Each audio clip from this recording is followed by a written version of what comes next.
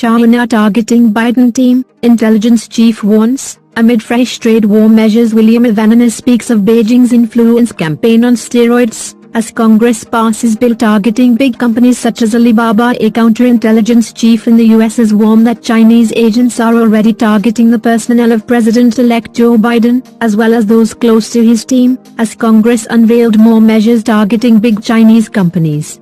William Evanina, from the Office of the US Director of National Intelligence, told the Aspen Institute Cyber Summit on Wednesday it was an influence campaign on steroids. So that's one area we're going to be very keen on making sure the new administration understands that influence, what it looks like, what it tastes like, what it feels like when you see it, he said. He spoke as the US House of Representatives passed a law to kick Chinese companies off American stock exchanges unless they comply with the country's auditing rules.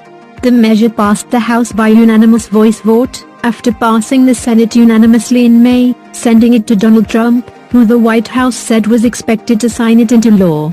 China now hopes vaccine diplomacy will restore its image and boost its influence. It applies to companies from any country, but the legislation sponsors intended it to target Chinese companies listed in the US, such as Alibaba, tech firm Pinduoduo and oil giant PetroChina. The Trump administration added further economic pressure on China on Wednesday, banning cotton imports from a powerful Chinese quasi-military organization in Xinjiang that it says uses the forced labor of detained Uyghur Muslims.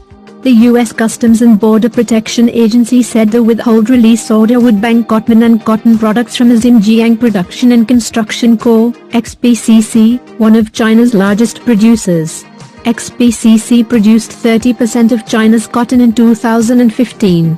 The House passed auditing measures under the Holding Foreign Companies Accountable Act, which bars the securities of foreign companies from being listed on any U.S. exchange if they have failed to comply with the U.S. Public Accounting Oversight Board's audits for 3 years in a row. Measures taking a harder line on Chinese business and trade practices generally pass Congress with large margins.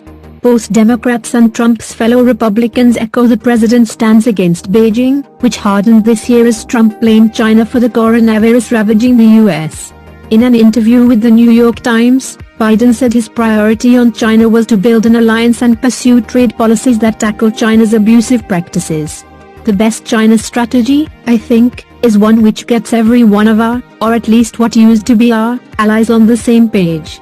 It's going to be a major priority for me in the opening weeks of my presidency to try to get us back on the same page with our allies, he said. At the Aspen Institute Cyber Summit, John Demers, the U.S. Justice Department's top national security official, said more than 1,000 Chinese researchers had left the U.S. amid a U.S. crackdown on the alleged technology theft. Democratic Senator Chris Van Hollen, who co-wrote the audit bill with Republican Senator John Kennedy, said in a statement that American investors have been cheated out of their money after investing in seemingly legitimate Chinese companies that are not held to the same standards as other publicly listed companies. Kennedy said China was using U.S. exchanges to exploit Americans. The House joined the Senate in rejecting a toxic status quo, he said in a statement. The act would also require public companies to disclose whether they are owned or controlled by a foreign government. The American Securities Association praised the passage of the bill, saying it was necessary to protect Americans from fraudulent companies controlled by the Chinese Communist Party. The Chinese embassy in Washington did not immediately respond to a request for comment.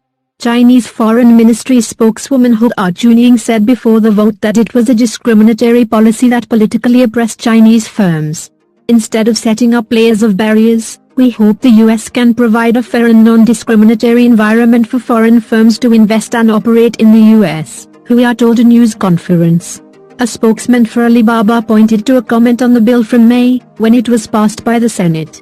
Chief Financial Officer Maggie Wu told investors the firm would endeavor to comply with any legislation whose aim is to protect and bring transparency to investors who buy securities on U.S. stock exchanges. Chinese authorities have long been reluctant to let overseas regulators inspect local accounting firms, citing national security concerns. Officials at China's securities regulator indicated earlier this year they were willing to allow inspections of audit documents in some circumstances, but past agreements aimed at solving the dispute have failed to work in practice. Sean Wu, a Hong Kong-based partner at law firm Paul Hastings, said increased enforcement against Chinese companies was likely even when Biden becomes president in January.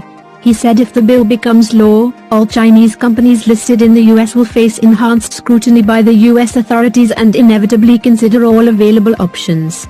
This could include listing in Hong Kong or elsewhere, he said. Several US-listed Chinese firms, including Alibaba and KFC China operator Yum China, have recently carried out secondary listings in Hong Kong. Please save the trees and nature. Please subscribe to our channel. Thank you.